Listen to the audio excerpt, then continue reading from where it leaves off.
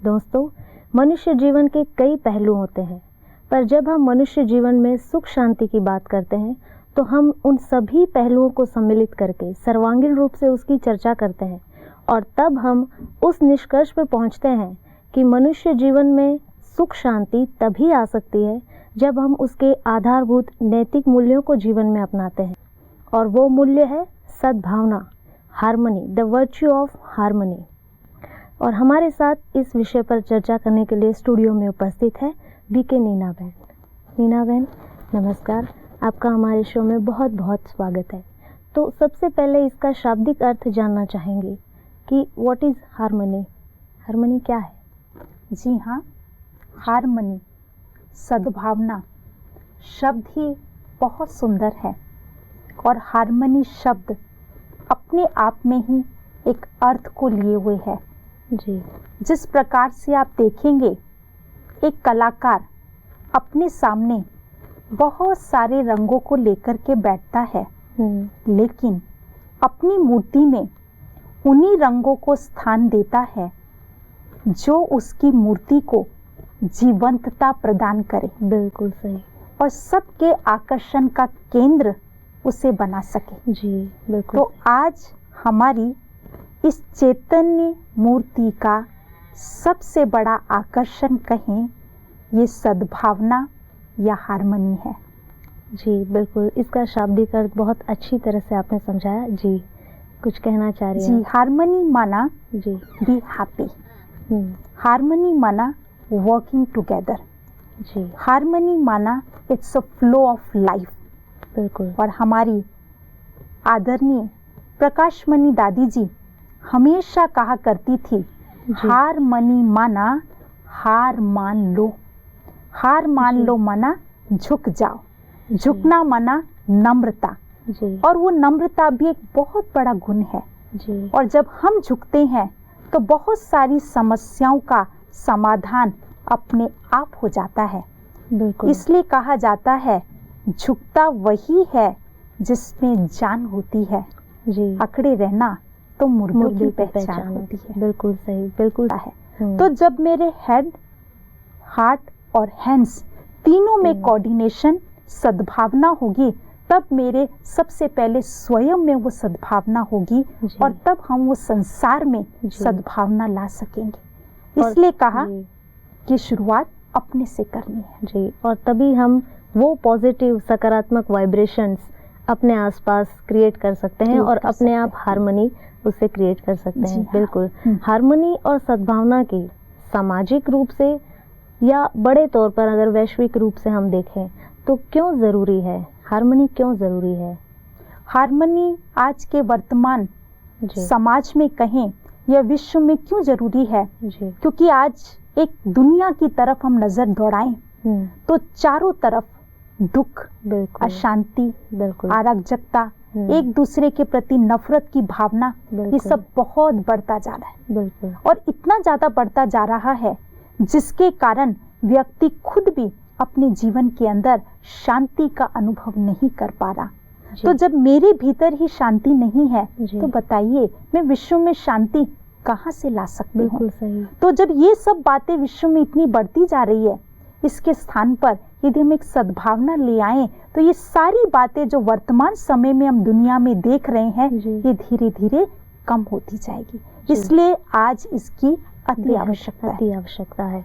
इसकी पारिवारिक रूप में भी और सामाजिक रूप में भी अति आवश्यकता है। तो सबसे पहले मैं पर्सनल लाइफ के बारे में पूछना चाहूँगी कि हमारे अपने पर्सनल लाइफ में हार्मनी कितनी सहायक है, कितने फ़ायदे हैं हार्मनी से हमारी पर्सनल लाइफ में? पर्सनल लाइफ में इसके बहुत फ़ायदे हैं। जी। जब इस एक सद्भावना की वैल्यू कहें, इस मूल्य को हम अपने जीवन में लेकर के आते हैं तो सबसे पहले जो आज हम सबका एक लक्ष्य रहता है कि मुझे शांति मिले, खुशी मिले, वो मुझे प्राप्त होती है। क्योंकि हर कार्य की शुरुआत करने से पहले उस सद्भावना से, उस पॉजिटिव थॉट को क्रिएट करके करते हैं तो हमारा जीवन एक सुखमय और शांत बनता जाता है। तो ये सबसे पहले मुझे मेरे पर्सनल जीवन में सबसे बड़े फायदे होते हैं। जी बिल्कुल। और सामाजिक रूप में हम इसके लिए क्या फायदे तय कर सकते हैं सामाजिक रूप में? समाज में भी इसके उसी प्रकार से बहुत ज्यादा फायदे हैं, क्योंकि समाज भी बनता तो किससे है? हम सबसे ही मिलकर बनता है। बिल्कुल। हम सब मिलकर ही समाज को बनाते हैं। यदि मेरी खुद के प्रति और समाज के प्रति शुभ भावना और शुभकामना होगी तो उन्हीं विचारों से वैसे मैं समाज का निर्माण करूंगी। यदि मेरे अंदर सद्भावना होगी तो मैं समाज में भी सद्भावना लाने का योगदान दे सकती हूँ। बिल्कुल। पर कभी कभी ऐसा होता है आपसी संबंधों में, हम चाहते तो हैं बहुत कि सद्भावना हो, हमारे आसपास का वातावरण अच्छा हो, हम चाहते हैं पर फिर भी नहीं हो पाता है, नहीं ला पाते हैं हार्मनी। क्यों? ऐसा क्यों? इसका ये मुख्य कारण है, यही हम देखते हैं आज के इस समाज के अंदर, विश्व के अंदर, कि चाहते हुए भी वो सद्भावना क्यों दिन प्रतिदिन कम होती जा रही है। हम प्रयास भी करते हैं कि वो सद्भावना बनी रहे, लेकिन वो जितनी जिस रूप में दिखाई देनी चाहिए वो दिखाई नहीं दे देती, क्योंकि उस सद्भावना के आधार पर ही हम एक जिसको कहें सुंदर सुखद विश्व का निर्माण कर सकते हैं। तो आज उसका सबसे बड़ा कारण यही, यदि हम देखें कि वर्तमान समय में जो नेगेटिविटी है वो बहुत बढ़ती जा रही है।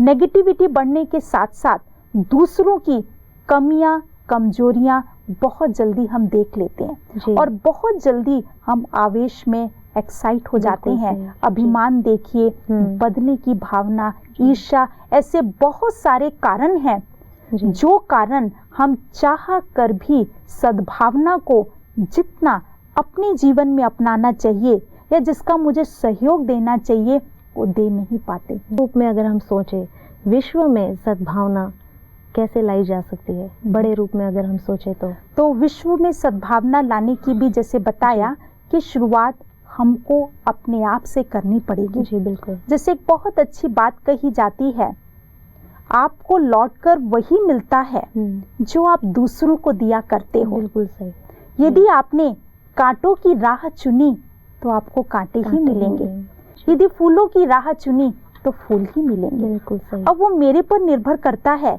कि विश्व के अंदर वो सद्भावना और हार्मनी लाने के लिए मैंने चुना क्या है।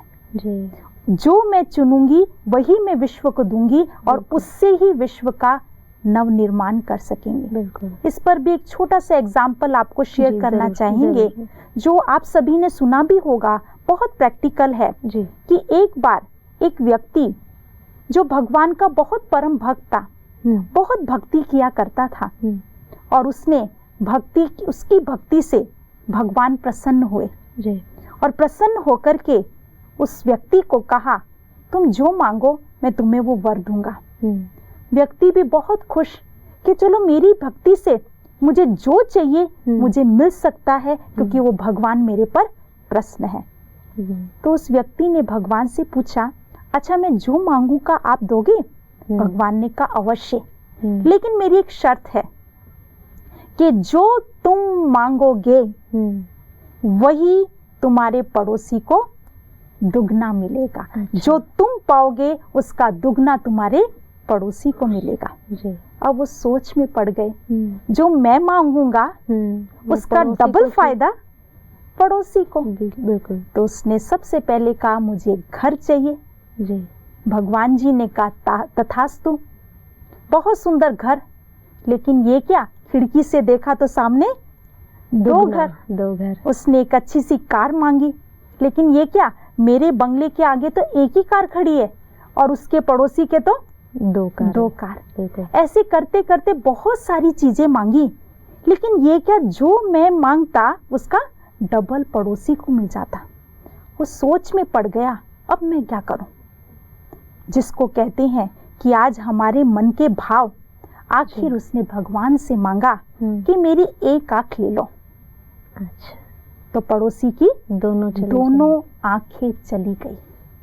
ये कहानी बहुत कॉमन है और हम सब सुनते हैं, लेकिन इसके आगे देखिए, दूसरा पड़ोसी भी, वो भी भगवान का भक्त था, वो भी भगवान की बड़ी भक्ति किया करता था, लेकिन एक दिन उसकी भक्ति से भी भगवान प्रसन्न होकर के उसको दर्शन दिए और कहा, जो वर मांगो मैं तुम्हें दूंगा। तो ये व्यक्ति सोचने लगा कि मैं मांगू तो क्या मांगू। तो इसने बहुत अच्छे शब्द उस भगवान को कहे कि मुझे वो देना, उस बात से मुझे भरपूर कर देना, वो शक्ति देना जिससे मैं मेरे उस व्यक्ति की सारी गलतियों को माफ कर सकूं, क्योंकि इस व्यक्ति का तो कोई कसूर ही नहीं था, जिसकी दोनों आंखें चली गई। इसने कहा मुझे वो वर दीजिए, मेरे हृदय को, मेरे जीवन को आप क्या कीजिए, गुणों से भर दीजिए। तो जैसे पहले व्यक्ति के प्रति भगवान की शर्त थी कि जो तुम मांगोगे पड़ोसी का दुगना होगा, दुगना हो जाएगा, इस व्यक्ति के साथ भगवान जी की शर्त थी जो तुम मांगोगे तुम्हारे इस पड़ोसी को उसका आधा मिलेगा जी। तो इसने सोचिए क्या मांगा होगा भगवान जी से, क्या मांगा होगा। तो इसने कोई जी धन दौलत, कार, बंगला, सुख सुविधाओं के साधन नहीं मांगे जी। इसने मांगा मेरा हृदय, मेरा जीवन सद्भावना से भर दीजिए। तो जो मुझे सद्भावना मिलेगी उसकी आधी सद्भावना मेरे पड़ोसी को भी मिलेगी। तो इस भाव से ही हम अपने पूरे संसार को सुखमय बना सकते हैं।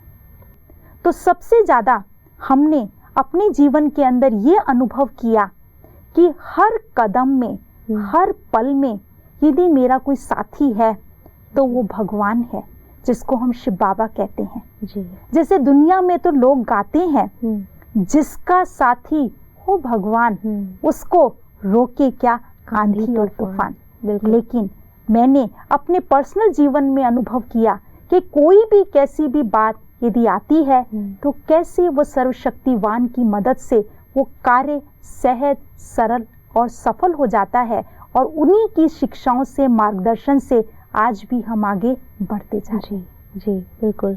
और जैसे कि इस संस्था में सभी बहनें सम्मिलित रूप से वैसे संस्था को चला रही हैं, अलग अलग सेंटर्स पर सभी बहनें साथ में मिलकर इस संस्था का संचालन करती है।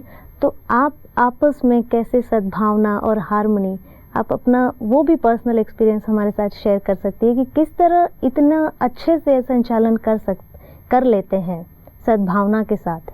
जी हाँ, बहुत अच्छा आपने प्रैक्टिकल प्रश्न पूछा जी कि जब हम मिलजुल के रहते हैं तो आपस में किस प्रकार से सद्भावना को बनाए रखते हैं जी। तो वो सद्भावना को बनाने के लिए कोई बहुत मेहनत की आवश्यकता नहीं, बस आप अपने जीवन में यही लक्ष्य रखिए कि मुझे हर एक की विशेषता देखनी है। जब हर एक की विशेषता को देखते जाएंगे तो वो एक सुंदर सी माला बन जाएगी और वो माला ही एक सद्भावना का प्रतीक है। हर एक की विशेषताओं को देखते हुए तो आपस में स्नेह भी बना रहता है और एक दूसरे का सहयोग भी मिलता है और अपने जीवन के अंदर जो चाहते खुशी वो भी हमें सहज मिल जाती है। जी बिल्कुल, बहुत सुंदर दीदी। सच में आपने इतने सुंदर तरीके से, इतने सुंदर ढंग से, स्पष्ट शब्दों में, इतने अच्छे तरीके से सद्भावना को अपने पर्सनल लाइफ के अनुभवों से और अपने ज्ञान के आधार पर, नॉलेज के आधार पर हमारे दर्शकों को अवगत कराया, इसके महत्व पर प्रकाश डाला। ये क्यों ज़रूरी है आज समाज में, इसे आपने बहुत सुंदर तरीके से समझाया। इसके लिए आपका बहुत बहुत शुक्रिया। Thank you so much. अंत में यही एक शब्द अंत में कहूँगी, बिल्कुल, पंखों में यदि जान है जी तो आसमान दूर नहीं जी।